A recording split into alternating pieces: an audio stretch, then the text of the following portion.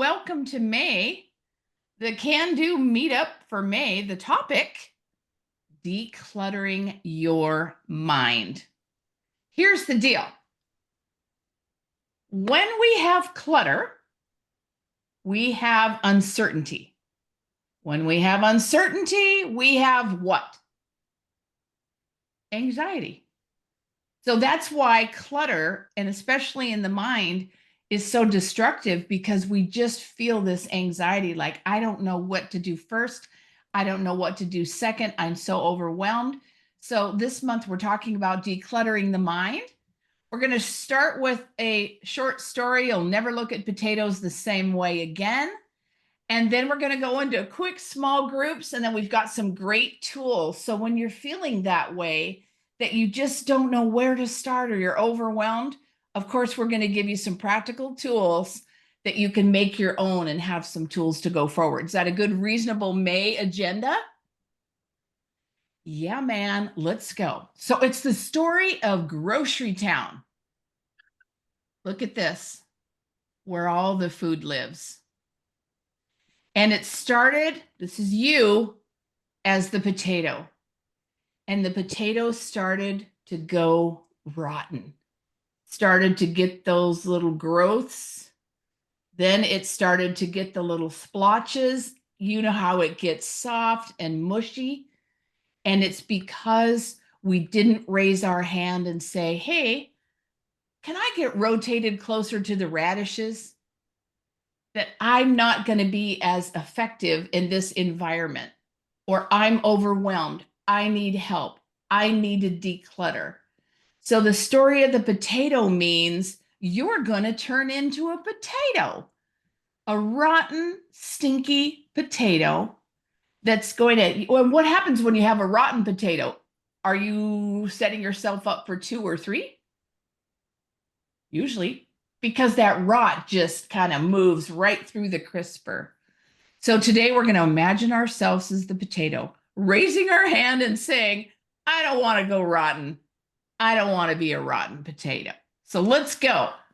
Why don't we go into small groups? This is our opportunity. Oh, what would make the biggest difference? Isabella keeps me on track. What would make the biggest difference for you to clean out of your crisper? What would make the biggest difference? That's going to be the question as we go into small groups. And this month, we really want you to get to know a community member. Many of you have been here multiple times. We always have new people stopping by. We love that. Get to know each other. Share with each other the answer to this question.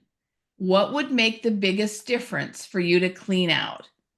We're only going to be there about 4 minutes, 5 at the most, and then we'll come back and find out what we need to clean out of the crisper this month. Isabella, you're going to work some magic and send us into some small rooms? Yes, there we go. Room 1, 2, 3, and 4. Share contact information if you feel like it. These are cool people in here. Really cool people. Decluttering. Here's 3 tools that we're going to use. Telescoping priorities, sorting by drawer. Funny that you should say that, Wendy. Or room, and what we call mental composting. So telescoping priorities, to set this up, if you are going to go on a Sunday drive, or you're going to drive to the airport, do you feel the difference? Yeah, you're not taking a meandering road or two and looking at the fall leaves or the spring tulips. When you're headed to the airport, you are headed to the airport. So I want you to picture a telescope. And do you know how the telescope has all the different pieces? You start with the eyepiece, and the next piece is a little bit bigger and builds on the eyepiece. And then the next piece of the telescope builds on that, and so on and so forth.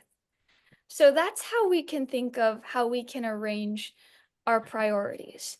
Because what would happen if you took let's say the lens piece, the piece you look into, and let's say you put that in the middle of the telescope, and let's say you took the end of the telescope where it has the actual outward looking lens, and you move that to the beginning. You had just random pieces in a random order on the telescope. What would happen when you look through the telescope? Well, you're probably not going to have very clear vision. It's probably going to look really hazy. You're not going to be able to focus in and really zoom into what it is. You're not going to have that long range vision. It's going to be overwhelming. You're not even going to know what you're looking at. It's going to be distorted. So we can think of that when it comes to how we set and arrange our priorities. What is the most important priority? The most important thing that if you didn't have it first, everything else would be distorted. And then we flow through that. So start with that. What is that number one thing that has to be there for number two to even work? And then we build on number two with number three, and then build on that with number four and number five, and so on and so forth. So that we're flowing through our priorities in the order of what is going to make the whole telescope be clear, focused, that we're moving forward in a succinct direction. So an example might be, if I don't start with faith, then, and that's my priority, then everything else falls out of place. Or maybe, and it's different for everyone. And maybe that's the second priority, is then I have to make sure my health is good. Because if my health's not good, I'm not going to be able to show up for my family. And then I'm not going to, and if I don't have my family in place and those relationships in place, I'm going to be all over the place at work, not get as much work done. And then if I'm not getting my work done and I'm not meeting my financial needs, I'm not going to be able to show up for my community. So go through and do this for yourself. What are your telescope priorities? Because when you know the order, it's going to help you to know what to say yes to, what to say no to. And when we go into the second tool in a minute, you'll see why it's important to have these priorities already listed out so that you know the order that you need to flow through. So the Hey, second, Isabella, too, in the chat, Andy offered up for his team, his executive team, and from an organization view. They huddle. Andy, you said every day they huddle for 20 minutes, and it's really helped with priorities and less breakdown in communication. Mhm. You want, True. yeah, you want to say more, Andy, on organization type priorities telescoping? Yeah, only to say that it really has helped them understand the interdependencies that they have on each other. And we're getting ready to move into a core conversion project that'll last a year. And so we're trying to wrap up some, ungodly list of strategic projects. And so as they do that, a lot of times, say one executive might have a priority, but that priority is not necessarily understood in its interdependency with other executives and what they need from their areas, and may not be as high of a priority on their list. And so it really helps them in collaboration to identify the dependencies and help each other move forward. And we typically end that with, what do I need from the team, as the question today to move my priorities forward. And so it's reduced breakdowns, it's reduced a lot of blindsiding, it's reduced a lot of miscommunications, it's helped us communicate more effectively with our frontline. So highly recommend it. 20 minutes. Sometimes it stretches over. And then we have a twice a month executive team meeting. It's usually about 2 hours. Okay, awesome. Awesome. Thanks for sharing, Andy. Yeah, this notion of telescoping. Now, step two, sort by drawer or by room. yeah. So once you're clear, and it's so worth taking those 20 minutes to get really clear on what is really most important here, what is and what isn't, and ordering that out. And when you do that, then you can go to this next tool, which we call sort by drawer or by room. So when we get overwhelmed, it's often because we're trying to manage everything all at once. And so the metaphor I want you to think of here is when you go to clean your house. That can seem overwhelming at first, like, oh my goodness, I have all these rooms to clean. And within those rooms, it is just stacked papers and all of this stuff that I've forgotten all about that I have to go through. And that might seem overwhelming at first. So what do we do? Well, let's break it down room by room. Let's start with the kitchen first. And what specifically can we organize within the kitchen? Let's go to the refrigerator. And what specifically is most important to organize within the refrigerator? Let's say the produce drawer. Maybe that's That's got the most, it needs the most attention. So you're almost telescoping through each layer of the overwhelm. So whatever it is you're overwhelmed, let's say I'm really overwhelmed with this project I have at work, and that's what I'm overwhelmed with. Well, let's telescope through that, just like Andy was sharing. What is the most important priorities, that the biggest things that are going to move the needle for this project? What is the refrigerator within this project? And what is the produce drawer? What is most important? Or if you have a pantry, maybe it's the spice rack that really needs the most attention. So I want you to think of, at the higher level, the room is the higher purpose and the drawer is like the actionable steps.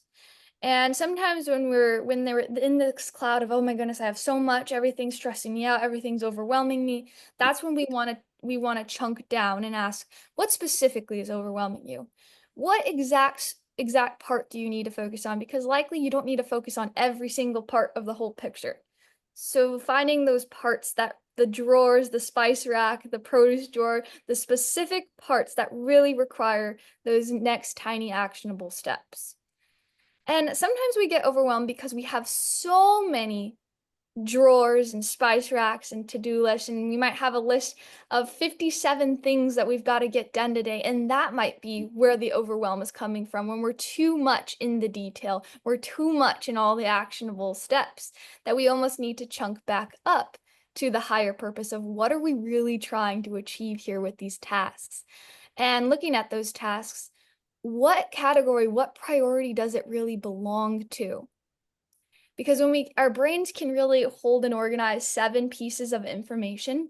So organizing, let's say 57 tasks into groups of 8 will be, in 7 groups of 8 will be a lot more manageable than I have 57 things to do. I have 7 priorities. Within those, you have components that will help to organize things out so it doesn't seem so overwhelming. So when you're in the details, you're in the weeds, and you feel like you have a long to-do list, that's a good time to chunk back up to the higher purpose of, what are we trying to achieve here? What is the outcome I'm going for? And the last tool, mental composting. So when you start to feel that feeling of overwhelm, anxiousness, feeling burned out, first just take a step back and identify what is bothering you. Name it, write it down, talk with a friend. What is it that's actually bothering you? And then break that down even further. What exactly is the problem here? What exactly is the problem? If I'm overwhelmed by all the work I've got, okay, let's say I identify it is this one project that I have that's due on Wednesday. That's the one that's most overwhelming me right now. And then what exactly is the problem here that's overwhelming me? I feel like I am having to take on more work because one of our team members is out sick this week. Okay, now we've started to identify what the problem is so we can do something about it. And where the magic happens is when we flip this problem now, we start to turn it into compost. So take that rot and let's put it in the soil and let's start to ask composting questions to focus on, what do you want to have instead? If you didn't have this overwhelm, if you didn't have this burnout and exhaustion, what would you have instead? Because what happens is when we're so focused on the problem and what's wrong and how burnt out we're feeling, how overwhelmed we're feeling, we almost inevitably end up creating more of that. Because we're almost saying to our brain, let's make more of that at an unconscious level. So if we start to flip that script and to focus on what might be the solution here, what would success look like, we're starting to force ourselves to be more creative and to help move ourselves out of that overwhelm, out of the problem state and into the solution outcome state. So here's a couple questions that you can take a picture of, come back to ask yourself when you find yourself in that overwhelm. Well, what's working already that I can build on? What's one small thing I can do next? What would success look like? So then you can move in that direction. And then you take that and take that one small step you can take and plant a seed.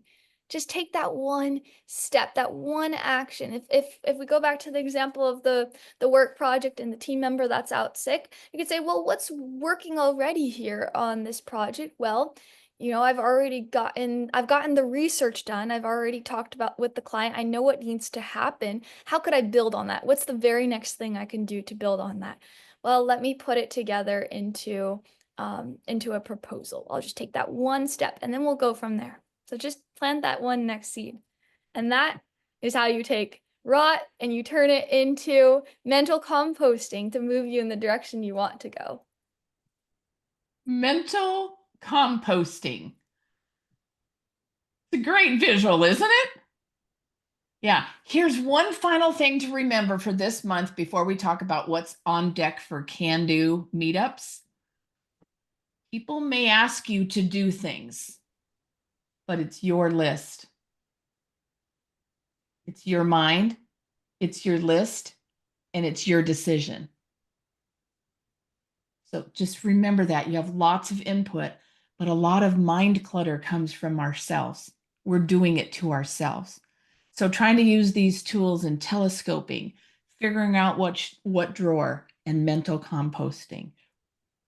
Did you take away something from May's Can-Do Meetup? That is the goal. Awesome. Awesome. On deck, the Can-Do Leadership Lab is still in motion, and we are still growing emerging leaders, newly minted managers. It won't, it's a 9-month program, so it won't end till the fall, but the next one will kick off in January. So watch for that. This is one of my favorite topics.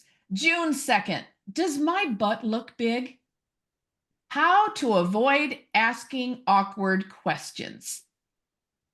You don't really want the answer to that question.